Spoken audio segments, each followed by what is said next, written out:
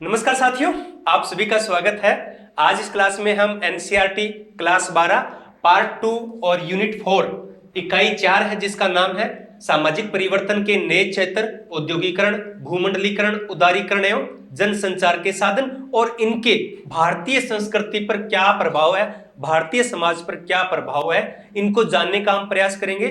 मैं हर बार कहता हूं कि एनसीईआरटी कक्षा 11 और 12 है वो सब्जेक्ट का बेस है, तो बेस हमारा मजबूत होना चाहिए।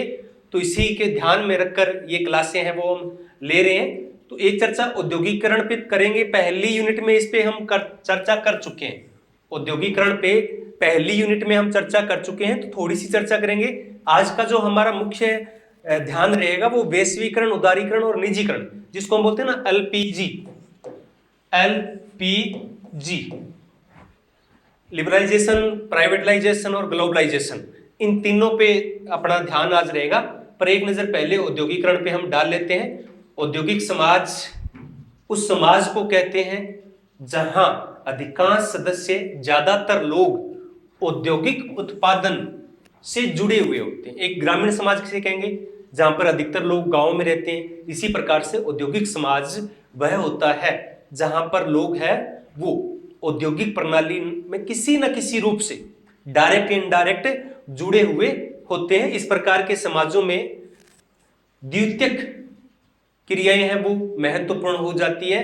प्राथमिक सेक्टर है तो वो कृषि हो गया, अगर सेकेंडरी क्रियाएं हो रही है तो वो औद्योगिक इंडस्ट्रियल सोसाइटी वो होगी। और इसमें आर्थिक क्रियाएं सर्वोपरि हो जाती है। आर्थिक क्रियाएं, जो भी क्रियाएं होती है उसमें सामाजिक, सांस्कृतिक, धार्मिक चीजों का महत्व कम हो जाता है और आर्थिक क्रियाओं का महत्व है वो बढ़ जाता है।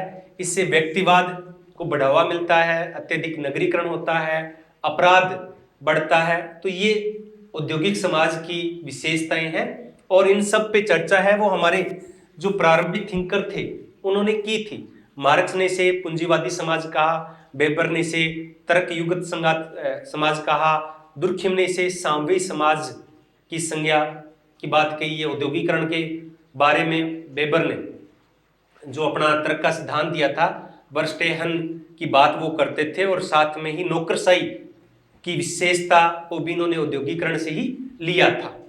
अगर हम भारत में औद्योगिकरण की बात करें तो भारत के अंदर अंग्रेजों के समय या उससे थोड़ा पहले जो पहला उद्योग था वो क्या था? कपास उद्योग था। फिर जूट उद्योग आया, कोयला खनन और रेलवे, ये भारत के प्रारंभिक उद्योग थे। और आजादी के बाद औद्योगिकरण पे विशेष बल है वो दिया गया था। भारत में जो विकास का मॉडल अपनाया गया था वो मिश्रित अपनाया गया था। कुछ उद्योग सरकार ने अपने लिए आरक्षित किए थे और कुछ ही क्षेत्र है वो निजी क्षेत्रों के लिए खोले गए थे।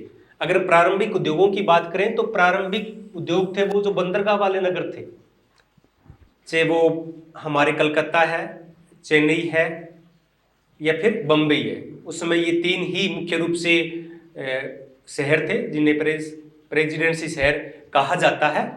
तो कोलकाता बना पहले कलकत्ता, मद्रास और बंबई, ये तीन प्रमुख शहर थे। इसके बाद में धीरे धीरे अन्य जो बंदरगाह वाले नगर थे वो विकसित हुए और फिर बाद में अन्य नगर है वो औद्योगिक नगर विकसित हुए हैं।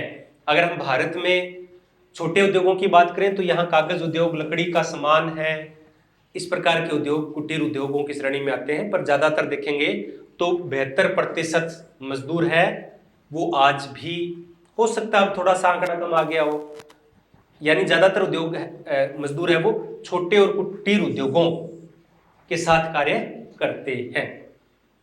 तो इसमें यहाँ एक महत्वपूर्ण बात आती है कि उद्योगों में कार्य को बढ़ाने के लिए, उत्पादन को बढ़ाने के लिए क्या तरीका है? उत्पादन बढ़ाने के दो तरीके होते हैं। क्या तरीका होता है? पहला तरीका होता है कि कार्य के घंटे बढ़ा दिए जाए, यानी मजदूर अगर 8 घंटे काम करता है तो उससे 12 घंटे काम लिया जाए, तो उससे उत्पादन बढ़ जाएगा। और दूसरा तरीका होता है कि उस कार्य को संगठित रूप से किया जाए, एक व्यवस्थित तरीके से कार्य को किया जाए ताकि उत्पादन को बढ़ाया जाए। तो इसकी तो बात हम करेंगे तो इससे क्या होता है कि श्रमिकों पे दबाव बढ़ेगा, बेरोजगारी बढ़ेगी। क्योंकि 8-8 घंटे 3 लोग काम करेंगे तो 24 घंटे होते हैं, लेकिन 2 लोग अगर 12-12 घंटे काम करेंगे तो एक व्यक्ति बेरोजगार हो जाएगा। तो बेरोजगारी भी ना बढ़े और उत्पादन भी बढ़ जाए, इसके लिए कार्य को संगठित करने के लिए अमेरिकी समाजशास्त्री है फ्रेडरिक विंसलो टेलर, इन्होंने 1890 में एक नई व्यवस्था स्थापित की जिसे नाम दिया गया था वैज्ञानिक प्रबंधन।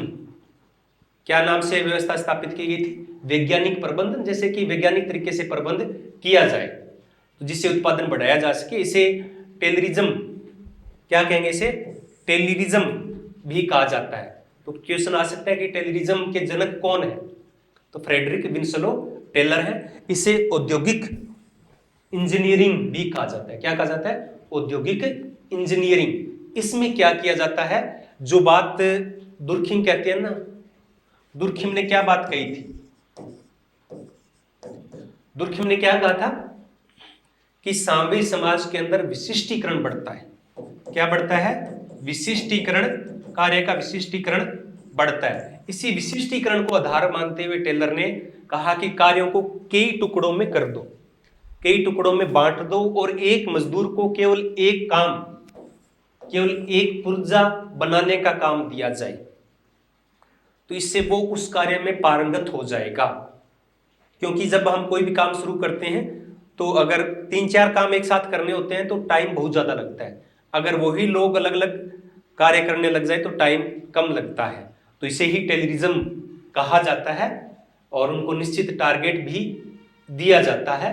लेकिन जब इस प्रकार की बातें आती है तो वहां पे मार्क्स आ जाते हैं। मार्क्स ने क्या कहा था? इस प्रकार की स्थिति को क्या कहा था? अलगाव कहा था। क्या कहा था? अलगाव। अलगाव उत्पन्न हो जाता है।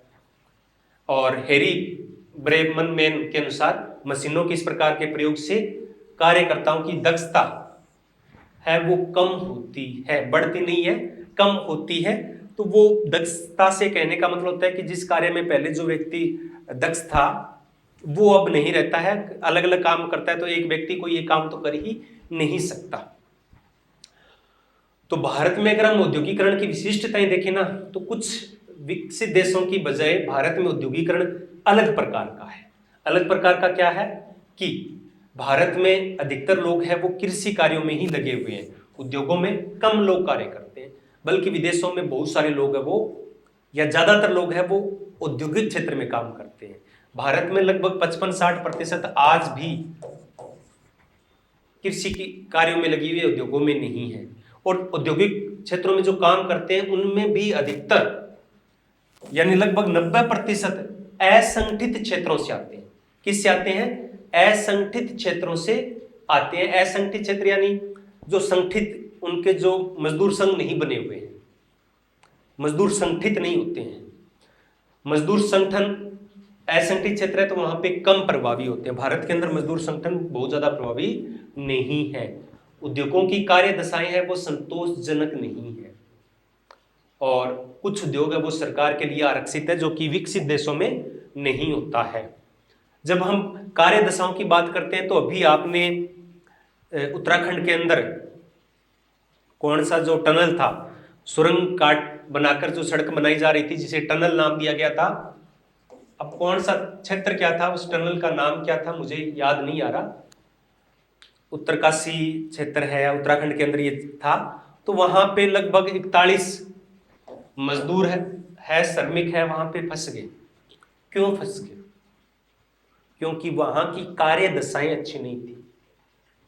जिस दिशा में वो काम कर रहे थे वहां की भौतिक दशाएं अच्छी नहीं थी। इसी प्रकार से जब उद्योगों में काम करते हैं तो भी मजदूर है वो फंस जाते हैं और कई बार मजदूरों की मृत्यु भी हो जाती है। तो कार्यावस्था से तात्पर्य है कि कार्य करते समय उद्योगों के अंदर जो भौतिक दशाएं उपलब्ध है उनको कार्य दशाएं कहते हैं। जैसे भूमिगत खानों में कोई काम करता है तो बाढ़ आ जाता है, तो भूमिगत खान बहुत नीचे, कई बार तो सैकड़ों मीटर गहराई में होती है, और जब बाढ़ आती है तो वो वहीं दफन हो जाते हैं, आग लग जाती है, कई बार ऊपरी दशा है वो धंस जाती है। तो इस प्रकार से खतरनाक स्थिति है वो बन जाती है। कई बार ऑक्सीजन की कमी हो जाती है, विसर्जित गैसें, जैसे कि भोपाल गैस कांड हुआ था, या कहीं और बहुत औद्योगिक दुर्घटनाएं हैं वो होती रहती है, और भारत में ये ज्यादा होती है। यानी कुल मिला के भारत में उद्योगों की कार्य दशाएं संतोषजनक नहीं है। अब ये मैं जो करवा रहा हूं ना, तो यहां कोई वन लाइन वाले क्वेश्चन नहीं आते हैं, यहां ये जो कथन वाले क्वेश्चन आते हैं वो बनते हैं कि भारत में कार्य दशाएं हैं वो बहुत ज्यादा उच्च स्तर की है, सत्य या असत्य? तो असत्य ही होगा। सामाजिक वर्ग किसे कहते हैं? सामाजिक वर्ग है समान आर्थिक परिस्थिति या व्यवसाय वाले व्यक्तियों के समूह को सामाजिक वर्ग कहते हैं। यानी एक व्यक्तियों का समूह जो एक जैसी व्यवसाय करते हैं। अब एक जैसा व्यवसाय भी जरूरी नहीं है कि एक ही व्यवसाय हो, उस कैटेगरी के सारे व्यवसाय, जैसे दुकानदार है, अब दुकानदार सारे कैटेगरी में आ जाते हैं, उसे हम एक सामाजिक वर्ग में रख सकते हैं। और साथ में ही समान आर्थिक परिस्थिति, तो मुख्य रूप से गिडेंस ने 3 प्रकार के वर्ग वो बताए थे, उच्च वर्ग, मध्यम वर्ग और निम्न वर्ग। लघु उद्योग एवं वृहत उद्योग। लघु उद्योग वे होते हैं जिन उद्योगों को स्थापित करने में 1 करोड़ से कम पूंजी की आवश्यकता होती है, और इन्हें छोटे या कुटीर उद्योग कहते हैं, और जिनमें 1 करोड़ से अधिक की पूंजी आवश्यकता होती है उसे वृहत उद्योग के नाम से उसको श्रेणी में रखते हैं। मजदूर संघ एवं उनके द्वारा हड़तालें। तो मजदूर संघ पे अगला जो अपना यूनिट है, 5 नंबर यूनिट है, उसमें सारे के सारे आंदोलन पे है, सामाजिक आंदोलन है, और उसमें हम मजदूर संघ और उनकी हड़तालों के बारे में विस्तृत चर्चा करने वाले हैं। दिया है यहाँ पे, लेकिन अगला पूरा लेसन ही अपना इसी पे है, तो यहाँ पे हम इन पे चर्चा नहीं करेंगे। आगे है उदारीकरण, निजीकरण एवं भूमंडलीकरण, LPG, लिबरलाइजेशन, प्राइवेटलाइजेशन और ग्लोबलाइजेशन। तो पहले हम बात करते हैं वैश्वीकरण। वैश्वीकरण या भूमंडलीकरण, इसको परिभाषा देना इसका थोड़ा सा कठिन है। इससे कई क्वेश्चन आते हैं, बहुत सारे क्वेश्चन है वो भूमंडलीकरण या वैश्वीकरण से पूछे जाते हैं, जैसे कि वैश्विक गांव, ग्लोबल विलेज की अवधारणा किसने दी, वैश्वीकरण की अवधारणा किसने दी। तो ये सारे अलग अलग हैं, यहाँ पे इतना डिटेल में हम नहीं जाएंगे। आपको पता होना चाहिए अगर ये टॉपिक आ गया है, रॉबर्टसन को किसका जनक माना जाता है, ग्लोबल विलेज की अवधारणा है वो मैक्ल्यूगल ने, पता नहीं गल है क्या, मैक्ल्यूगल ऐसा कुछ नाम है, उन्होंने दी थी। तो ये चीजें पता होनी चाहिए साथ में, क्योंकि ये उससे रिलेटेड है। लेकिन एनसीईआरटी में ये चीज नहीं दी गई है, इसलिए मैंने इसको नहीं रखा गया है, क्योंकि मैं बार बार कहता हूं कि एनसीईआरटी एक अंडरस्टैंडिंग विकसित करने के लिए लिखी गई है। तो भूमंडलीकरण क्या है, वैश्वीकरण क्या है, ग्लोबलाइजेशन क्या है? तो क्या है, यह एक बहुआयामी प्रक्रिया है। सबसे महत्वपूर्ण बात, आयाम बहुत सारे हैं इसके। ग्लोबलाइजेशन कोई एक सामाजिक अवधारणा नहीं है, केवल आर्थिक अवधारणा नहीं है, केवल राजनीतिक अवधारणा नहीं है, यानी बहुआयाम है, इसके बहुत सारे आयाम है। इसमें किसी देश के सामाजिक, सांस्कृतिक, राजनीतिक और आर्थिक संबंधों का विस्तार विश्व के अन्य देशों के साथ हो जाता है, के साथ होता है। यानी विश्व के देशों के बीच में मुक्त आदान प्रदान होता है, यानी जो देशों की भौगोलिक सीमाएं हैं, दूरियां हैं, वो समाप्त हो जाती है, कोई मायने नहीं रखती है। एक एरोप्लेन भारत से उड़कर वाशिंगटन में जाता है, तो वो क्या है, वही वैश्वीकरण है। कितने देशों की सीमाओं को वो पार करता है। अब जाता है, वहां के लोग यहाँ आते हैं, यहाँ के लोग वहां जाते हैं, तो इससे या व्यापार के अंदर मुक्त आदान प्रदान है वो होता है, और इससे विभिन्न देशों के बीच में एकीकरण बढ़ता है। क्या बढ़ता है? एकीकरण बढ़ता है। जैसे कपड़े वो पहनते हैं वैसे कपड़े हम पहनते हैं। अब हमारा खान पान भी वैसा ही हो रहा है, हम भी पिज्जा खाते हैं या उनके कुछ व्यंजन है वो खाते हैं, उनकी तरह ही हम अंग्रेजी का उपयोग है वो करने लगे हैं। तो यानी हम एक जैसे होने लगे हैं, पूरी दुनिया है वो एक जैसी अब होने लगी है। धीरे धीरे जो स्थानीय संस्कृति थी वो धीरे समाप्त होती जा रही है, और पूरी दुनिया में एक ग्लोबल कल्चर, एक वैश्विक संस्कृति का विस्तार हो रहा है। यानी क्या हो रहा है, जब एक जैसी संस्कृति होगी तो एकीकरण बढ़ेगा, यही वैश्वीकरण है। तो वैश्वीकरण विभिन्न देशों के बीच में सामाजिक, आर्थिक, राजनीतिक, और भी कुछ आयाम इसमें जोड़ सकते हो, का विस्तार है। और ये विश्व के बीच में मुक्त आदान प्रदान करती है और विश्व के देशों के बीच में एकीकरण को बढ़ावा देती है। और कहते हैं कि ये वैश्वीकरण की अवधारणा है वो आज से नहीं चली है, बहुत हजारों साल पहले ये चल चुकी थी। सिल्क रूट है वो इसका एग्जाम्पल माना जाता है, जो चीन से एशिया यूरोप तक जाता था। तो जब भी व्यापार करने जाते हैं तो एक दूसरे से प्रभावित तो होते ही होते हैं। और वर्तमान में हम देखें तो उदारीकरण, निजीकरण, विश्व व्यापार संगठन, बाहर रहित अर्थव्यवस्था, इंटरनेशनल कंपनीज आदि ने वैश्वीकरण को बढ़ावा दिया है। तो आयाम कौन कौन से होंगे वैश्वीकरण के? आर्थिक आयाम होंगे, राजनीतिक आयाम होंगे, सांस्कृतिक आयाम होंगे, सामाजिक आयाम होंगे। अब हम बात करें उदारीकरण, क्योंकि उदारीकरण से ही वैश्वीकरण है वो संभव हुआ। तो क्या है उदारीकरण? उदार, हिंदी में उदार शब्द का क्या अर्थ होता है? उदार, वो तो बड़ा उदार है, दातार है। उदार को हम कह सकते हैं कठोर का विलोम शब्द है। क्या है? किसी चीज को लेकर कठोर होना। उदार होना, सॉफ्ट हो जाना, यानी नियमों में ढील देना। पहले नियम थे, कठोर थे कि उस देश का माल भारत में नहीं आ सकता, अगर आएगा तो उस पर 400% क्या करेगा? टैक्स लगेगा, तो वो आता ही नहीं था।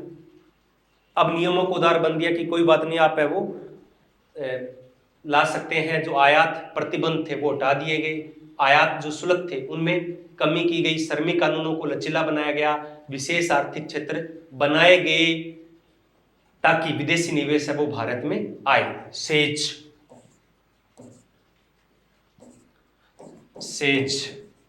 है वो आए, भारत के अंदर आए। तो उदारीकरण क्या है? उदारीकरण की प्रक्रिया वो भारत में 24 जुलाई 1991 में प्रारंभ हुई थी। 24 जुलाई 1991 को प्रारंभ हुई थी, जब देश के प्रधानमंत्री थे पीवी नरसिम्हा राव। कौन थे? राव नरसिम्हा राव देश के प्रधानमंत्री थे, तो उनको भारत में उदारीकरण का जनक माना जाता है। और उस समय डॉक्टर मनमोहन सिंह क्या थे? वित्त मंत्री थे। क्या थे? वित्त मंत्री थे। तो पीवी नरसिम्हा राव के प्रधानमंत्री के काल में और उसके मुख्य सूत्रधार थे वो कौन थे? डॉक्टर मनमोहन सिंह थे। दोनों ने मिलकर भारत में उदारीकरण है वो बनाया था। उस समय नियम बनाए थे, इसमें जो आयात शुल्क और जो प्रतिबंध थे वो हटा लिए गए थे, कुछ कानूनों को लचीला बनाया गया था। और उस समय क्या था कि भारत के अंदर विदेशी निवेश, जो विदेशी भंडार था वो $1 अरब से भी कम बचा था। इसलिए मजबूरी बस भारत को वैश्विक बाजार के लिए अपना बाजार खोलना पड़ा। तो इससे प्रभावों की बात हम चर्चा करेंगे आगे डिटेल में, लेकिन अनेक समस्याओं का भी सामना करना पड़ा। इससे भारत के अंदर बेरोजगारी में वृद्धि हुई, रोजगार मिला भी लेकिन बेरोजगारी भी हुई, दोनों हुई। कैसे हुई इसकी चर्चा हम करेंगे अभी। विदेशी कर्ज में बढ़ोतरी हो गई, निर्यात में कमी आई, आयात बढ़ गया, रुपए की कीमत है वो गिरना शुरू हो गई, सरकार की आमदनी में कमी आई, सरकार का घाटा है वो बढ़ने लग गया। कुछ ये नकारात्मक प्रभाव है, लेकिन कुछ सकारात्मक प्रभाव भी पड़े हैं। अब बहुराष्ट्रीय कंपनियां क्या है? इनको हिंदी में कहते हैं पार राष्ट्रीय निगम। बहुराष्ट्रीय कंपनियां, इनका वैश्वीकरण में बहुत बड़ा योगदान है। एक जो हम कपड़े पहनते हैं रेड टेप के पहनेंगे, या कोई और ब्रांड भी हो सकता है, बहुत सारे ब्रांड है, मैं नहीं जानता इनके बारे में इतना। इलेक्ट्रॉनिक्स ब्रांड हो सकते हैं, कुछ भी हो सकते हैं। पूरी दुनिया में ग्लोबलाइजेशन के इस दौर में बहुराष्ट्रीय कंपनियां पूरी दुनिया में अपने माल को बेचती है। जैसे मैकडोनाल्ड का जो खाने का होटल जिसको हम कह सकते हैं, रेस्टोरेंट है, वो पूरी दुनिया में खुल चुके हैं। तो वो क्या है? बहुराष्ट्रीय कंपनियां हैं। तो ऐसी कंपनियां, ऐसे निगम जो एक से अधिक देशों में या बहुत सारे देशों में उत्पादन करती है और अपनी सेवाएं प्रदान करती है, उसे बहुराष्ट्रीय कंपनी कहते हैं। कोका कोला है, पेप्सी है, और बहुत सारी हजारों की संख्या में ऐसी कंपनियां हैं। बाहर रहित या ज्ञानात्मक अर्थव्यवस्था, नॉलेज इकोनॉमी क्या है? बाहर रहित अर्थव्यवस्था से तात्पर्य उस अर्थव्यवस्था से है जो सूचना पर आधारित है, जो सूचना पर आधारित है। यहां पे ये तृतीय क्षेत्र की बात की जा रही है, सेवा क्षेत्र की बात की जा रही है। किसकी बात की जा रही है? सेवा क्षेत्र की। जो औद्योगिक अर्थव्यवस्था होती है उसमें वस्तुओं का उत्पादन किया जाता है, लेकिन जो ज्ञान पर आधारित अर्थव्यवस्था है उसमें सूचनाओं का आदान प्रदान होता है। ये सूचनाओं पर आधारित होती है, कंप्यूटर है, सॉफ्टवेयर, इंटरनेट, इन सब पे आधारित होती है। तो इसे बाहर रहित अर्थव्यवस्था या ज्ञानात्मक अर्थव्यवस्था या सूचना अर्थव्यवस्था कहा जाता है। इसी का ही एक रूप है इलेक्ट्रॉनिक अर्थव्यवस्था। तो जिसमें इलेक्ट्रॉनिक या हम कह सकते हैं इंटरनेट एक दौर है जिसमें हम एक क्लिक करते हैं और पूरी दुनिया में कहीं भी हम व्यापार कर सकते हैं। भूमंडलीय संचार, संचार और यातायात के साधन है, या मुख्य रूप से हम कहें संचार के साधनों की वजह से ही वैश्वीकरण संभव हुआ। संचार के साधनों से ही वैश्वीकरण संभव हुआ, तो इसमें कोई भी गलत बात नहीं होगी। दूरसंचार के साधनों से ही हम एक दूसरे के निकट आए, हम किसी को कॉल करते हैं दुनिया में, चाहे वो किसी भी देश में क्यों ना बैठा हो, यही वैश्वीकरण है। और संचार की बात करें तो भारत के अंदर संचार बहुत लेट प्रारंभ हुआ है। मोबाइल सेवा और इंटरनेट की शुरुआत है वो 1995 में भारत के अंदर हुई थी, और हुई थी तब भी कोई बहुत ज्यादा विस्तार उसका नहीं हुआ था। पहले गांव में एक ही या एक दो पीसी हुआ करते थे। अगर कोई है 1999 या 2005 के बीच में, 5 से पहले का कोई व्यक्ति है तो वो अच्छी तरीके से जानता है कि पीसीयू क्या है, पब्लिक कॉल सेंटर क्या है। गांव में वही होता था और उसी से पूरे लोग है वो बातचीत किया करते थे। डिजिटल विभाजन, डिजिटल विभाजन कहते हैं कि जो ये इंटरनेट या टेलीफोन की सुविधाएं हैं, जो नेटवर्क है, ये सब जगह एक जैसा नहीं है। कहीं तो बहुत ज्यादा है और कहीं बिल्कुल भी नहीं है। शहरों में देखेंगे तो इंटरनेट की स्पीड है बहुत ज्यादा होती है, और गांवों में तो 2G लायक भी नेटवर्क नहीं होता है, कॉल भी नहीं लगती है। तो इस प्रकार ये विभाजन है ना, इसको क्या कहते हैं? डिजिटल विभाजन कहते हैं। या जो सेवाओं में जो विभाजन है उसे। अब वैश्वीकरण या उदारीकरण, इन सब का भारतीय समाज पर, भारतीय अर्थव्यवस्था पे क्या प्रभाव पड़ा है? वैश्वीकरण का भारतीय अर्थव्यवस्था पे क्या प्रभाव पड़ा? तो इससे भारत के अंदर विदेशी निवेश आया। मैं अब इसके सकारात्मक पॉइंट बता रहा हूं। क्या हुआ? विदेशी निवेश आया। निवेश किसे कहते हैं? जब किसी उद्योग को स्थापित करने के लिए कोई राशि खर्च की जाती है उसे निवेश कहते हैं। निवेश से तात्पर्य मतलब ऐसी राशि खर्च करना जिससे इनकम होने की संभावना रहती है। और जब ये इस प्रकार का निवेश कोई विदेशी कंपनी करती है तो उसे विदेशी निवेश कहते हैं। विश्व निर्यात में इससे में वृद्धि हुई। भारत के अंदर जो विश्व का आयात निर्यात था उसमें वृद्धि हुई। विदेशी मुद्रा भंडार में वृद्धि हुई। निजीकरण को बढ़ावा मिला। क्या कहते हैं निजीकरण? जब सरकारी उद्योगों को या संपत्तियों को निजी व्यक्तिगत हाथों में सौंप दिया जाता है तो उसे निजीकरण कहते हैं। सकल घरेलू उत्पाद जीडीपी में वृद्धि हुई। डोमेस्टिक जो प्रोडक्ट थे उनमें वृद्धि हुई। बेरोजगारी में वृद्धि हुई। यहां पे थोड़ा सा नोट करना, जो कुशल श्रमिक थे, कुशल श्रमिक 3 प्रकार के होते हैं, कुशल और अकुशल, और एक होते हैं अर्धकुशल। तो वैश्वीकरण से जो कुशल श्रमिक थे उनके रोजगार में वृद्धि हुई, क्योंकि इंटरनेट पे काम कौन करेगा? जो कुशल होगा वो करेगा, वो मशीनें चलाएगा। अब काम हाथों के बजाय मशीनों से होने लग गया तो मशीनों का काम क्या करेगा? कुशल श्रमिक करेगा। तो इससे उनके रोजगार में वृद्धि हुई। लेकिन जो अकुशल है, जिसको मशीनें चलानी नहीं आती, इंटरनेट का ज्ञान नहीं है, तो उसका रोजगार चला गया। कृषि के महत्व में कमी आई है, धीरे धीरे औद्योगिक चीजें हैं वो बढ़ी है। तो ये प्रमुख प्रभाव है वो पड़ा है। रोजगार पे मैं अभी चर्चा कर ही चुका हूं कि जो मध्यम वर्ग युवा है उनको बढ़ावा मिला है, लेकिन अकुशल श्रमिकों के रोजगार में कमी आई है। लेकिन भूमंडलीकरण के तौर पे देखें तो श्रम का क्या हुआ है, ग्लोबलाइजेशन हुआ है कि भारत के अंदर श्रमिक ज्यादा है, अमेरिका में श्रमिक कम है, कनाडा में श्रमिक कम है, ऑस्ट्रेलिया में काम करने वाले कम है। तो भारत से लोग रोजगार की तलाश में बाहर जा रहे हैं, इसे कहते हैं परवर्सन, इंटरनेशनल अंतरराष्ट्रीय परवर्सन, माइग्रेशन।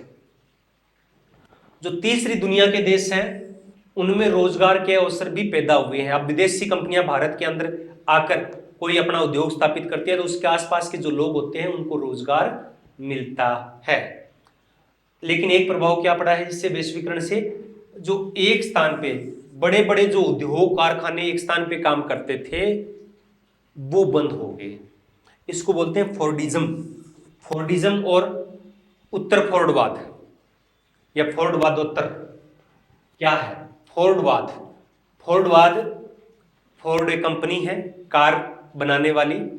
तो पहले वो एक स्थान पे सब कुछ चीजें बनाती थी, लेकिन अब क्या हुआ, एक स्थान पे उत्पादन नहीं होता है, अलग अलग होता है। टायर किसी और दूसरे देश में बन रहे हैं, उसके और कल पुर्जे हैं वो किसी देश में और में बन रहे हैं, यानी जहां उसको सहूलियत होती है उस देश में वो चीज बनाती है और किसी फिर एक अन्य स्थान पर आकर असेंबल हो जाती है।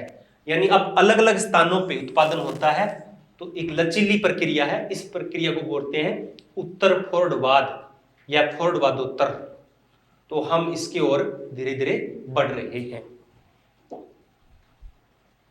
अब राजनीति, मैंने कहा ना कि भूमंडलीकरण के बहुत सारे आयाम हैं, उनमें से एक आयाम राजनीति भी है। तो इससे क्या हुआ कि अनेक संगठन है वो बनने लगे हैं वैश्विक स्तर पर राजनीति को प्रभावित करने के लिए। अब अगर कहीं रूस के अंदर और यूक्रेन का युद्ध होता है तो उसका प्रभाव भारतीय राजनीति पे पड़ता है। भारत रूस से तेल नहीं खरीद सकता, इस प्रकार के प्रतिबंध वो लगा दिया जाता है। अगर तेल खरीदता है तो यूरोपीय देश वो नाराज हो रहे हैं। तो यानी दुनिया के अंदर कुछ भी कहीं भी घटित होता है तो उसका प्रभाव पूरे विश्व पर पड़ता है। यही राजनीति का वैश्वीकरण है। और यूरोपीय देशों ने मिलकर यूरोपीय संघ बना लिया विश्व की राजनीति को प्रभावित करने के लिए। दक्षिण एशियाई देशों ने मिलकर सार्क बना लिया। बहुत सारे 2G, G7, G20 इस प्रकार अलग अलग हुए हैं। इन संगठनों ने अंतरराष्ट्रीय स्तर पे ओपेक बना लिया, ओपेक प्लस बना लिया, कुछ और भी है जैसे रेड क्रॉस है, नेप्स्टी इंटरनेशनल है। इस प्रकार धीरे धीरे सब कुछ इंटरनेशनल हो रहा है और विकसित देश है वो इस वैश्वीकरण का फायदा उठाकर जो विकासशील देश है उनकी राजनीति को प्रभावित कर रहे हैं। आगे है ग्लोबलाइजेशन, भूस्थानीकरण, बनाम सहजातीकरण। सहजातीकरण तो होता है वैश्वीकरण। वैश्वीकरण में क्या हो रहा है, दुनिया की संस्कृति का एकीकरण हो रहा है, एक जैसी संस्कृति हो रही है। और वैश्वीकरण से यह भी कहा जा रहा है कि दुनिया की जो स्थानीय संस्कृति है वो समाप्त हो रही है, क्योंकि वो पूरी की दुनिया पे जो यूरोपीय संस्कृति है, पश्चिम देशों की संस्कृति है वो हावी होती जा रही है। तो उससे स्थानीय संस्कृति समाप्त होती जा रही है, लेकिन ऐसा नहीं है। स्थानीय संस्कृति के तत्व है वो पूरी दुनिया में हो रहे हैं। जैसे कि पंजाबी भंगड़ा है या पंजाबी गाने हैं, जो लोग पॉपुलर सॉन्ग है वो पूरे भारत में सुने जाते हैं अब और पूरी दुनिया में सुने जाएंगे। तो ये क्या है, ग्लोबलाइजेशन है। तो इसमें क्या होता है, भूमंडलीय संस्कृति में जो स्थानीय संस्कृति के तत्व है उनका मिश्रण होता है, तो उसे भूस्थानीकरण कहते हैं, ग्लोबलाइजेशन कहते हैं। और यह जो वैश्विक संस्कृति है वो भी स्थानीय संस्कृति में घुल मिल जाती है, यानी एक वैश्विक संस्कृति और स्थानीय संस्कृति दोनों का आपस में मिश्रण हो जाता है। जैसे कि मैकडोनाल्ड है, भारत में आती है तो भारतीय परंपराओं के अनुसार चीजें प्रस्तुत करती है। मैं अभी हमारे यहाँ मैकडोनाल्ड का एक नया रेस्टोरेंट खुला है, पहला ही खुला है, तो मैं बहुत पढ़ा है हमने मैकडोनाल्ड के बारे में, तो मैंने सोचा कि क्या है इसके बारे में, कि क्यों इसकी इतनी ज्यादा चर्चा होती है। इसको जानने के लिए मैं चलो गया, तो वहां चाय पी, तो बहुत सारी ऐसी चीजें वहां पे लिखी रहती है, जैसे कि यहाँ पे जो गाय का मांस है वो नहीं मिलता है, और जब कोई महाशिवरात्रि आती है या महावीर जयंती आती है तो वहां पे नॉन वेज नहीं बनता है। ये प्रभाव है ग्लोबलाइजेशन का। तो इससे स्थानीय संस्कृति के जो नष्ट होने का खतरा तो है, लेकिन कुछ संस्कृतियों को इंटरनेशनल लेवल पे पहचान भी मिल रही है। लिंग एवं संस्कृति, उपभोग संस्कृति, निगम संस्कृति। अब वैश्वीकरण की वजह से ये नई प्रकार की संस्कृतियां हैं वो उभर कर आ रही है। एक है लिंग एवं संस्कृति की बात करें तो संस्कृति के नाम पे कई बार महिलाओं के साथ जो भेदभाव होते हैं उनका संस्थानीकरण हो जाता है। सांस्कृतिक पहचान उनको बताया जैसा है कि घूंघट प्रथा है, घूंघट प्रथा है, वो महिलाओं के साथ भेदभाव है, लेकिन इस भेदभाव को एक सांस्कृतिक मान्यता दी जाती है, तो ये लिंग का संस्कृतिकरण है। उपभोग संस्कृति, उपभोग संस्कृति एक इस प्रकार की संस्कृति है जिसमें पैसा खर्च करना ही महत्वपूर्ण हो जाता है। क्या? पैसा खर्च करना महत्वपूर्ण हो जाता है। विज्ञापन में चीजों को दिखाया जाता है कि गोरा बनने के लिए ये कीजिए। जनसंचार के जो साधन होते हैं, बड़े बड़े विज्ञापन दिए जाते हैं कि आपने ये अगर उपयोग नहीं किया तो आपने कुछ भी नहीं किया, इस ब्रांड के कपड़े नहीं पहने, इस ब्रांड के जूते नहीं पहने तो आपने कुछ नहीं किया। तो कुल मिलाकर पैसा खर्च करना ही महत्वपूर्ण हो जाता है। लोग उपभोग ज्यादा से ज्यादा करने लग जाते हैं, इसे उपभोग की संस्कृति कहा जाता है। तो जैसे मॉल्स कल्चर है, सिनेमा घर को हम चीजों को देखते हैं, तो ये थोड़ा सा एक प्रकार की जो प्रदर्शनीय संस्कृति है, दिखावे की संस्कृति है, उससे मिलता जुलता है, लेकिन थोड़ा सा उसमें अंतर है। एक है निगम संस्कृति। निगम का अर्थ होता है बड़ी बड़ी कंपनियां, कॉरपोरेट। तो एक प्रबंध सिद्धांत की एक शाखा है निगम कल्चर, जिसके अंदर किसी एक कंपनी के सदस्यों को एक साथ कई बार लाया जाता है, सांस्कृतिक प्रोग्राम किए जाते हैं ताकि उनके बीच में मेल मिलाप बढ़े। तो इससे कंपनी के जो मालिक हैं और जो कर्मचारी हैं उनके बीच में आत्मीयता बनती है, इससे उत्पादकता में वृद्धि होती है और प्रतियोगी या कंपटीशन पैदा होता है। उनको पुरस्कृत किया जाता है कि जो अच्छा काम करते हैं, तो इससे कंपटीशन की भावना उनमें होती है। वैश्वीकरण से जो परंपरागत और स्वदेशी ज्ञान है, जो शिल्प कला है, उनको खतरा उत्पन्न हो गया है। बहुराष्ट्रीय कंपनियां हैं, जैसे हमारी हल्दी है, हमारा नीम है, हमारा भंगड़ा हो सकता है, खेजड़ी हो सकता है, कोई भी हो सकता है, उनको पेटेंट करा रही है।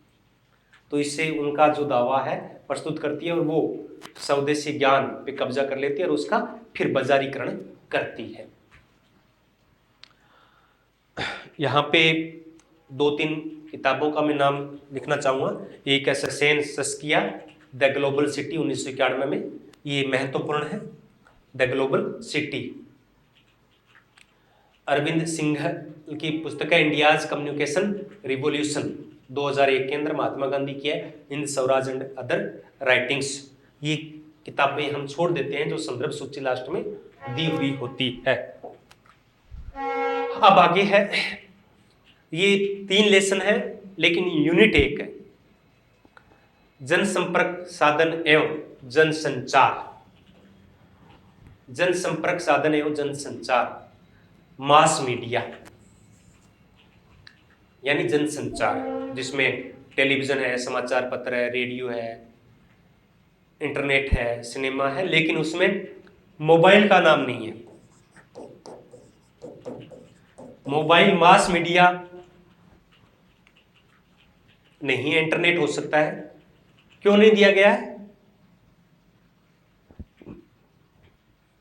एक होता है संचार। क्या होता है संचार? कि सूचनाओं को एक स्थान से दूसरे स्थान पे पहुंचाना, उसे क्या कहेंगे? संचार कहेंगे। सूचनाओं को एक स्थान से दूसरे स्थान पे पहुंचाना संचार कहलाता है। जनसंचार किसे कहते हैं? मास मीडिया किसे कहते हैं? जब एक साथ कोई सूचना बहुत बड़े संख्या में लोगों तक पहुंचाई जाती है तो उसे मास मीडिया कहते हैं। यानी संचार के वे साधन जो एक साथ अनेक लोगों तक सूचनाएं पहुंचाते हैं उन्हें जनसंचार कहते हैं। इसको मुख्य रूप से 3 भागों में बांटते हैं। कितने भागों में बांटते हैं? 3 भागों में। एक पहला है मुद्रित संचार, प्रिंट मीडिया। क्या है? Print media. क्या होता है प्रिंट मीडिया? जब सूचनाएं लिखित रूप से एक साथ अनेक लोगों तक पहुंचाई जाती है तो उसे मुद्रित संचार कहते हैं, जिसमें समाचार पत्र और पत्रिकाएं मुख्य रूप से है। और भारत के अंदर जो पहले समाचार पत्र प्रकाशित हुए थे वो बंगाल और गुजरात से ही हुए थे। अंग्रेजों के समय या फिर पुर्तगाली लोग थे, वो भारत के अंदर प्रिंटिंग का आविष्कार उन्होंने किया था और शुरुआत है वो पुर्तगाल से, गोवा से भारत के अंदर हुई थी और पूरे भारत में हुआ और ब्रिटिश काल में इसको बहुत ज्यादा बढ़ावा मिला। अगर हम प्रथम की बात करें तो 1821 के अंदर राजा राम मोहन राय ने बंगाली भाषा के अंदर संवाद कौमुदी पत्रिका का प्रकाशन किया था। 4 चीजें एक साथ हो गई है, सन, व्यक्ति, भाषा और नाम। 1882 में भारत के अंदर एक बम्बई समाचार पत्र था। बम्बई समाचार पत्र ये भारत का सबसे प्राचीन समाचार पत्र माना जाता है जो अभी भी प्रकाशित हो रहा है।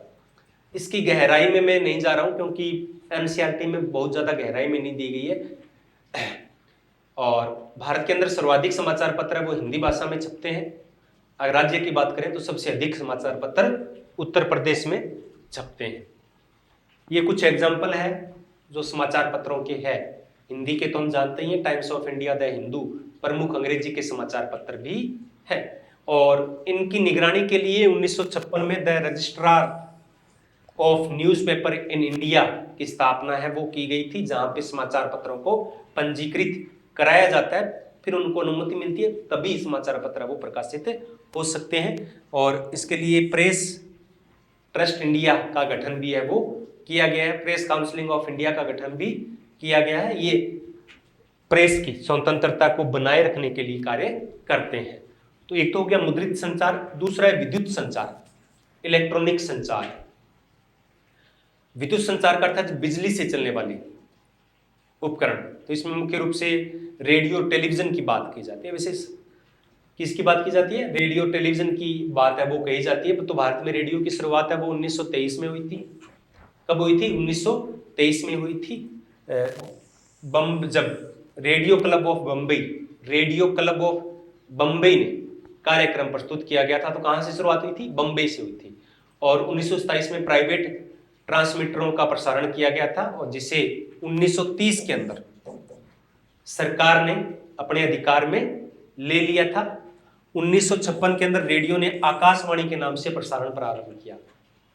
आकाशवाणी जो हम सुनते हैं ना अभी, तो इसका नाम है वो 1956 में पड़ा था।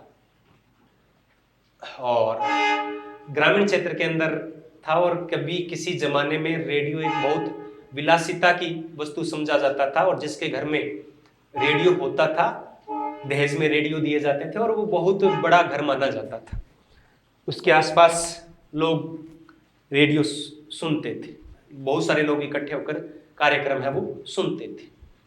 दूरदर्शन टेलीविजन ये भी विद्युत उपकरण में संचार में आता है। इसकी शुरुआत है वो 1959 में दिल्ली में आकाशवाणी भवन में हुई थी। पहले केवल 3 दिन के लिए 3 दिन के लिए टेलीविजन का प्रसारण होता था, टेलीविजन या दूरदर्शन। का प्रसारण होता था। बाद में इसको रोजाना कर दिया गया और रात को ये नहीं हुआ करता था। 1976 में इसे ऑल इंडिया रेडियो से अलग कर दिया गया था और पृथक विभाग इसका बनाया गया था। जो रंगीन टेलीविजन है इसकी शुरुआत भारत के अंदर 1982 के अंदर एशियाई गेम हुए थे दिल्ली के अंदर, तब हुई थी। और 2002 में से डीडी इंडिया का नाम है वो दे दिया गया। और आज तो आप देखोगे हजारों की संख्या में न्यूज चैनल, टेलीविजन चैनल हैं। और तीसरा प्रकार आता है द्रव्य सुनने वाले और देखने वाले, सर्वे दृश्य संचार। तो इसमें टेलीविजन भी आ जाता है, लेकिन मुख्य रूप से हम इसको जो किसको शामिल करते हैं, सिनेमा को शामिल करते हैं।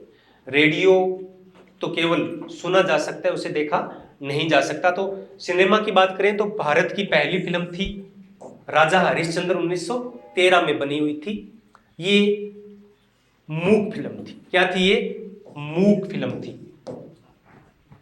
केवल इसमें जैसे चार्ली चैपलिन का जो कैरेक्टर होता था ना, उनकी फिल्में होती मूक थी, लेकिन फिर भी वो सब कुछ समझा देते थे।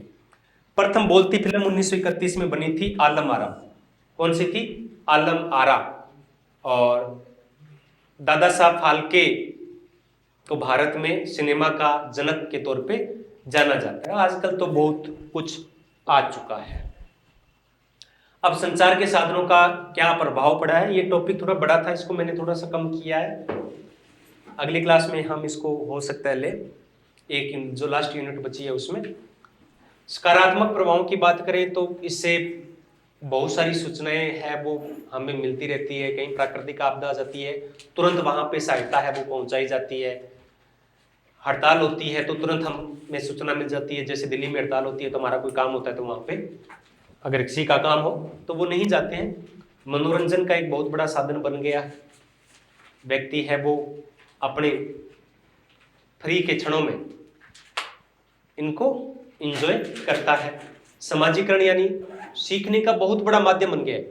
और आजकल तो परिवार से भी ज्यादा समाजीकरण है वो संचार के साधनों से हो रहा है।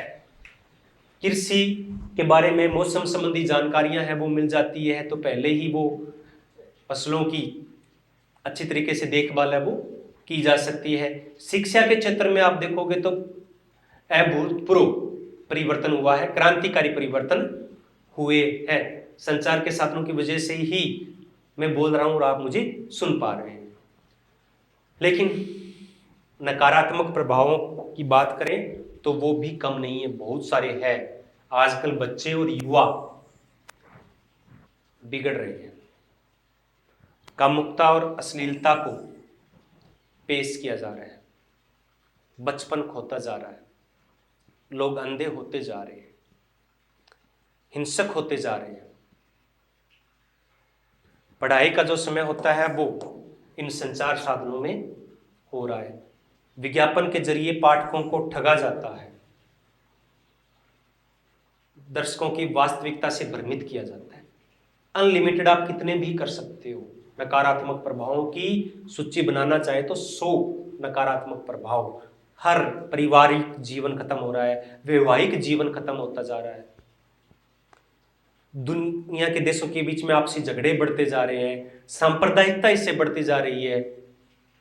अभी जैसे एक चल रहा था डीप फेक, यानी किसी भी घटना को किसी भी रूप में दे दिया जाता है। एक श्रीलंका का फोटो दिखाया जाता है कि भारत के उसके भाग का, और लोग आपस में झगड़ने लग जाते हैं। तो बहुत नकारात्मक प्रभाव हम आजकल देख पा रहे हैं। सकारात्मक भी बहुत है, नकारात्मक भी बहुत है। और संस्कृति है वो धीरे धीरे ग्लोबल होती जा रही है। इन दूरसंचार साधनों की वजह से स्थानीय संस्कृति है वो समाप्त हो रही है या फिर उसका कुछ नयापन आ रहा है। सब कुछ बदल रहा है। इसे सांस्कृतिक आधुनिकीकरण कहते हैं। यानी स्थानीय संस्कृति है वो भी कहीं ना कहीं बदल रही है। तो ये आज की हमारी क्लास थी। कल हम अंतिम जो यूनिट है उस पर चर्चा करेंगे। धन्यवाद।